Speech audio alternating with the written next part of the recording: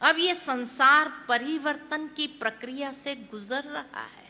लेकिन जब ये बात कहते हैं तो लोग क्या कहते हैं, नहीं नहीं अभी तो कलयुग बच्चा है। 4,32,000 में से खाली 40,000 साल पूरे हुए हैं। अभी तो कितने लाखों साल का बाकी है समय। अब सोचने की बात तो ये है कि अगर लाखों साल बाकी हो और अभी ही ऐसी स्थिति हो तो बुढ़ापे में क्या होगा? बचपन में ही ऐसी स्थिति हो तो बुढ़ापे में क्या होगा इस कलयुग का? इसलिए अब कलयुग बच्चा नहीं है, अब थोड़ा सा बचा है, अब थोड़ा सा बचा है। ज्यादा समय नहीं है, बहुत गई थोड़ी रही, थोड़ी की भी थोड़ी है।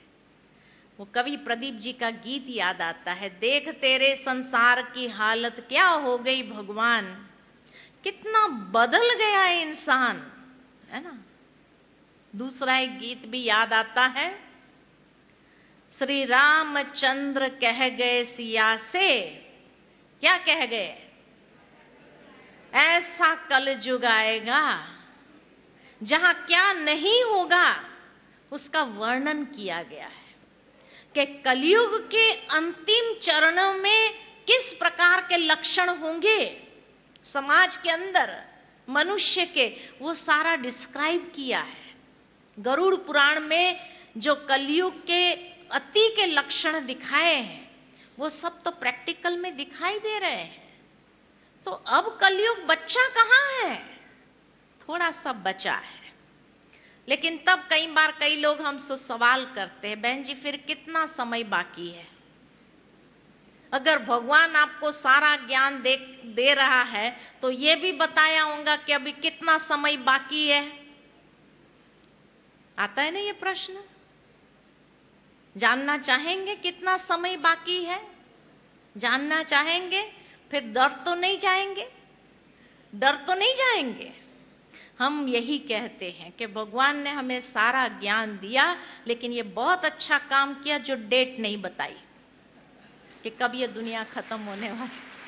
क्यों?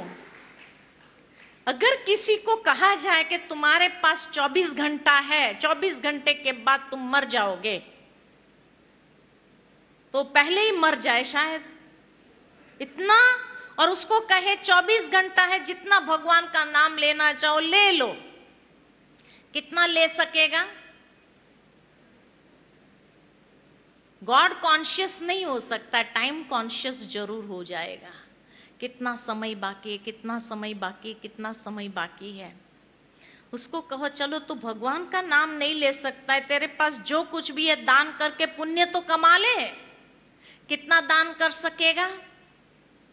ये भी नहीं कर सकता है, क्योंकि अगर 24 घंटे के बाद नहीं मरा तो समय पर भरोसा नहीं है ना।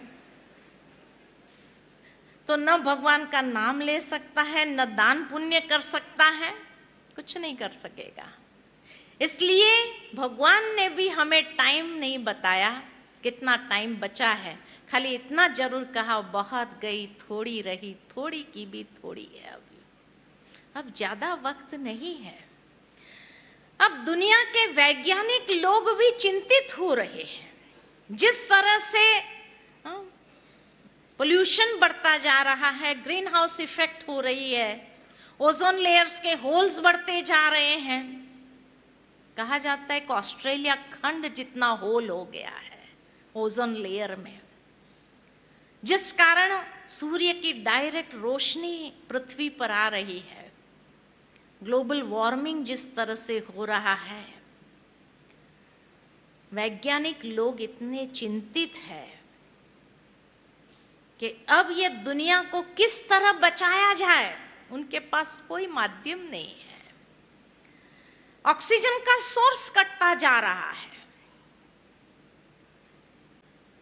जिस तरह प्राकृतिक असंतुलन की स्थिति आ गई है और इस कारण से बड़े पैमाने पर भूकंप आ रहे हैं, ज्वालामुखी फट रही है, सुनामी लहरें उठ रही है, चक्रवात तूफान आ रहे हैं, और जो मिसाइल्स बनाए हुए रखने के लिए तो नहीं बनाए हैं ना, सारे कंप्यूटराइज कंट्रोल है, एक बटन दबाने की देरी पर आ गया है।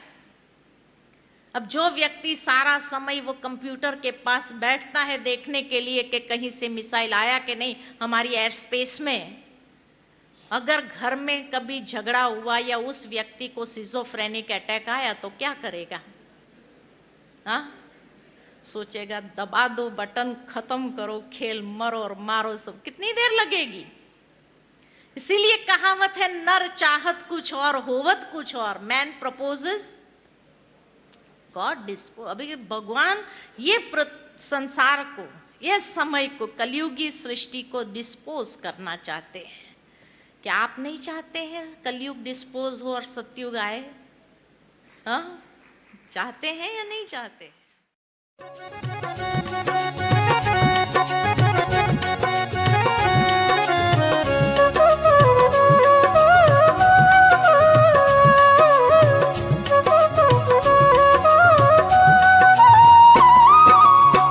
देखो वो दैवी दुनिया, देखो वो दैवी दुनिया आई कि आई।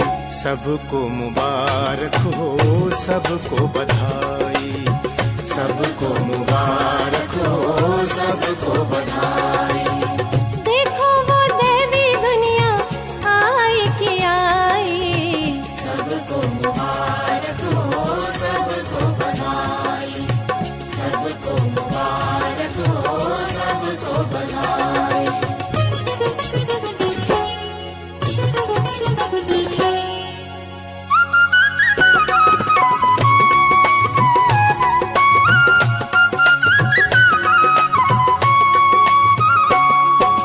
बीती रात अंधेरी, अब गम की क्या बात है। ज्ञान का सूरज लेके आया, नवयुग नया प्रभात है। बीती रात